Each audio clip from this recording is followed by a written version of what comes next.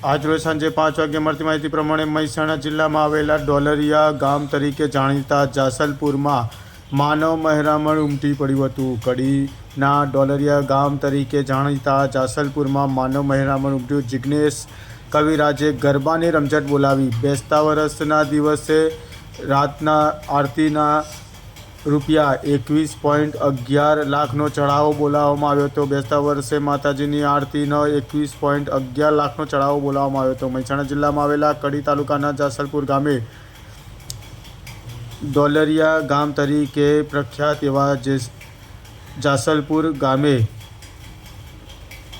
માતાજીની આરતીના ₹21.11 લાખનો record break ચઢાવો બોલાવવામાં આવ્યો હતો। મેલડી માતાજીની આરતી ભવ્યથી ભવ્ય ઉજવણી કરવામાં આવી હતી। આ પ્રસંગે હજારોની સંખ્યામાં ભક્તો ઉમટી પડ્યા હતા અને જિગ્નેશ કવિરાજે ગરબાની રમઝટ બોલાવી હતી।